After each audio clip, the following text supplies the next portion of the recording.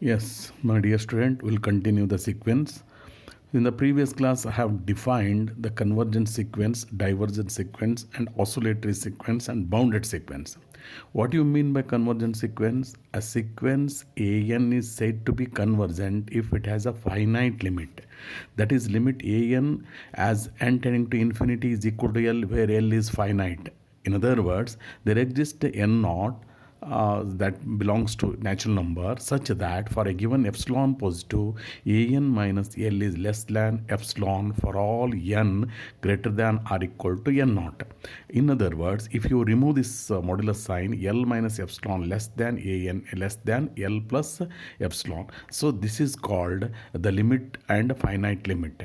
So the convergent divergent sequence, the sequence an is said to be divergent if it has an infinite limit. In other words, limit an as n tending to infinity is either plus or minus infinity. Then it is a divergent sequence. Oscillatory sequence. A sequence neither convergent nor divergent is called oscillatory sequence. And similarly, bounded sequence an. The sequence an is said to be bounded if there exist natural numbers or real numbers m and small m and capital M such that m is less than or equal to an and less than or equal to capital M for all n. So where the small m is called lower bound and capital M is called upper bound. Using these definitions, would like to prove some theorems. The first theorem of this sequence is every convergent sequence is bounded. Every convergent sequence is bounded. In other words, a sequence is convergent, then definitely it has a both upper bound and lower bound. Okay, let us see the proof. Suppose an is a sequence and it is a convergent to L where L is finite. In other words, limit an as n tending to infinity equal to L. Then there for all epsilon, or if we given epsilon positive, there exists a natural number capital N such that an minus L is less than epsilon for all n greater than n. In other words, if I remove this modulus sign, L minus epsilon less than an less than L plus epsilon for all n greater than or equal to capital N. So here let us take that small m, which is the minimum of all the terms of that sequence up to an and L minus epsilon. L minus epsilon and all other terms, sequence terms up to capital N, which is a small n. And similarly, capital M is a maximum of L plus epsilon and all other terms of that sequence up to n. Then this inequality can be written as m less than or equal to an less than or equal to capital M for all n. So then definitely by definition of boundedness, the sequence an is bounded. The converse of the above theorem is not true because every bounded sequence may not be convergent. May be convergent, but in general it is not convergent. So converse is not true.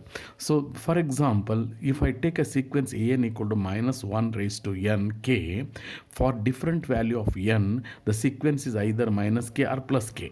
Then it is bounded, no doubt. Its lower bound is minus k and upper bound is capital lower bound is minus k and upper bound is plus k. So therefore, minus k less than or equal to an less than or equal to plus k for all n, it is definitely a bounded, but it is not neither convergent nor divergent, because in some cases limit tending to minus k, in some cases limit tending to plus k. Therefore, limit is oscillatory. Therefore, it is an oscillatory sequence. Now let us define some of the terms. So the monotonic sequence. There are two types of monotonic sequence, monotonically increasing and monotonically decreasing. A sequence an is said to be monotonically increasing if an is less than or equal to an plus 1 for all n, means each term is increasing in order. Each term of the sequence is increasing in order.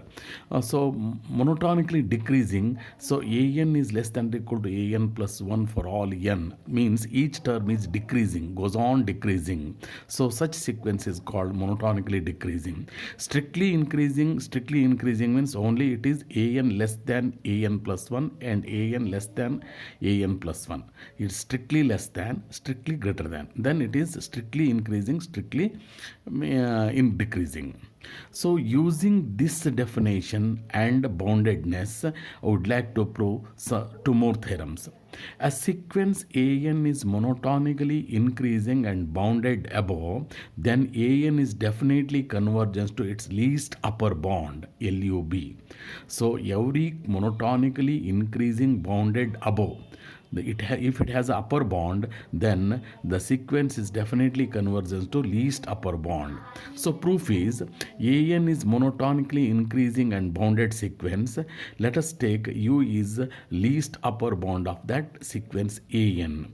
So using the condition definition, the upper bound condition in the previous case I have given you, for all epsilon positive there exists a positive integer n such that un less than an for some at least one element in the sequence an, un minus epsilon is less than that an, because this is upper bound. Upper bound means every element is less than or equal to un.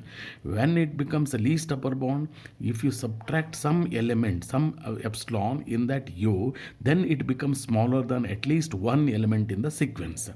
So since an is monotonically increasing, so an less than or equal to an, just by using this an less than or equal to an plus 1. So using the above these two conditions, we have un minus epsilon is less than an and an is less than or equal to an, and an less than or equal to u is a upper bound, and definitely u is greater than u plus epsilon is greater than u. Therefore if I simplify this, u minus epsilon less than or equal to an is less than or equal to u plus epsilon, then by definition of the limit an as n tend to infinity equal to L, therefore the sequence converges to least upper bound. Similarly, we are proving a sequence an is monotonically decreasing and bounded below. So this an is convergent and converges to least greatest lower bond, then definitely it is converges to greatest lower bond. So proof, an is monotonically decreasing and bounded sequence, and let us take capital L is the greatest lower bond of that sequence. So by definition of that greatest lower bond, so L is definitely less than or equal to an for all n. It is a definition of the boundedness. For all epsilon positive, there exists a positive integer n such that an less than L plus epsilon. Basically it is lesser quantity than every element of the sequence. If you add something to it, then it becomes greater than at least one element in the sequence. That is the greatest lower bound. Since an is monotonically decreasing, so for all n less than or equal to an is less than, small an is less than capital An. So as it is a decreasing means, so the previous element is greater than the next element. Therefore, using that, these inequalities combining, L minus epsilon is less than L, less than or equal to an is less than capital An, less than L plus epsilon. So if I combine this, L minus epsilon less than or equal to an less than or equal to L plus epsilon, then by definition of the limit, we get this limit an as n tending to infinity equal to L.